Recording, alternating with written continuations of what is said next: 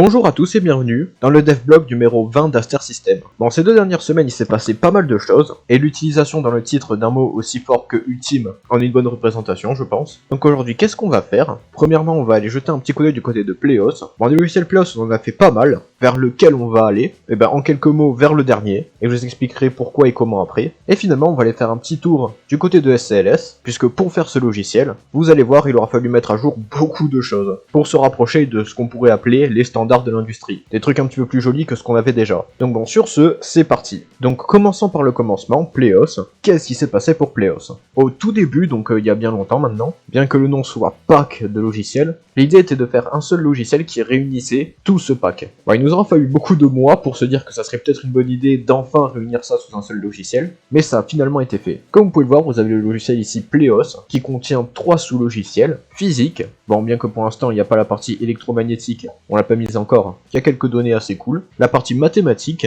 qui est en gros le logiciel qu'on avait présenté au dernier épisode, et finalement une partie informatique qui est à peine commencée. L'avantage c'est que maintenant on a dans un seul logiciel absolument tout ce que Pléos a à nous offrir, donc toujours plus facile à organiser. Bon, bien que déjà la performance d'avoir réalisé un logiciel de ce genre est déjà pas mal, ça reste quelque chose de mid, mais ne vous inquiétez pas, on a encore quelques petits tours de notre sac. Puisque en effet, bien évidemment dans Pléos, l'idée c'était aussi de mettre des animations, des simulations et des trucs comme ça. Et bien que pour l'instant, les parties générales ne sont en gros que du texte, toutes les parties qui sont censées représenter des trucs graphiques commencent à être implémentées. Donc par exemple ici la partie fonction, qui commence enfin à ressembler à quelque chose. Alors il y a pas mal de choses qui ont été rajoutées, bon déjà l'affichage graphique, qui était déjà présent mais qui maintenant est modulable grâce à une petite interface en bas à droite. On a aussi la possibilité ici de mettre des données sur une fonction à analyser, qui va ensuite être rigoureusement rédigée dans la partie calcul rédigé. Donc ici on cherche une image pour x est égal 2 avec la première fonction, donc ça fait 14. Et il y a un problème. En fait c'est la deuxième fonction qui est prise, là il y a un petit bug, c'est pas celle-là qui est analysée. Donc du coup ici ouais c'est cette fonction là qui est analysée, 2 x 6 plus 2 ça fait bel et bien 14, ainsi que l'ensemble de définitions. Bon ici la prouesse c'est surtout d'avoir réussi à mettre en point ce système là, avec le système de sélection à gauche. Bon, vous avez bien vu mais c'est pas encore terminé, c'est loin de l'être. Mais déjà que la base est faite, c'est déjà un truc quand même assez cool.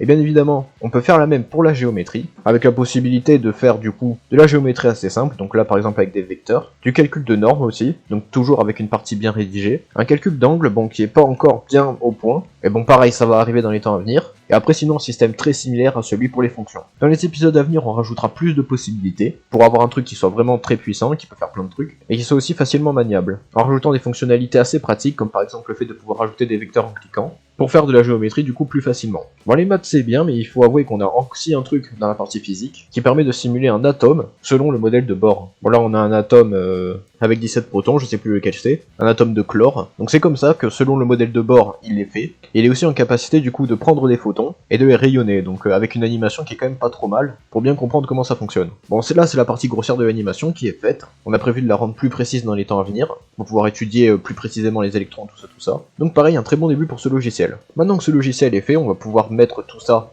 dans un seul logiciel, aller plus vite, mieux et plus facilement, et aussi préparer ce genre de logiciel à la publication, parce que il faudra bien que ça arrive un jour, même si on a encore un petit peu le temps, et que ce sera quand même plus rapide que prévu probablement, et bon ça je vous en parlerai plus tard. Qui dit réalisation solide, dit structure solide, et ben la structure c'est SCLS qui la porte, qui va donc être la partie qu'on va aller voir dès maintenant. Donc, vous imaginez bien que SCLS, ça fait plus de 20 épisodes qu'on y est, donc plus le temps passe, moins il y a de choses qui évoluent, et bien évidemment c'est pas du tout vrai, encore plein de choses ont changé, à commencer par le système de texte qui a été quasiment entièrement repensé. Bon l'idée au début c'était de faire un truc comme HTML, mais au final c'était vraiment pas comme HTML, maintenant c'est un petit peu plus proche du HTML qu'autre chose. On n'est pas encore capable de charger toute une page web, mais en vrai on n'en est pas si loin. Ça pourrait nous être utile d'ailleurs, ça nous permettra de faire du coup les logiciels Pléos de manière plus simple. Et pour soutenir toute la partie HTML il faut une partie XML aussi costaud. Une grande partie de la partie texte a aussi été modifiée. Bon maintenant l'idée c'est de tout faire via directement la partie XML, parce que ça reste la meilleure et tout centraliser là-dessus c'est le mieux à faire. Et comme si c'était pas déjà assez simple, maintenant ça l'est encore plus, avec quelques lignes de code vous pouvez faire des trucs quand même pas mal du tout. Bon, sans transition il y a aussi la partie image qui a été changée, elle a été encore optimisée de manière un peu plus rapide, en se débrouillant pour que certaines fonctions négligent certains caractères de sécurité, au bénéfice de la vitesse et au détriment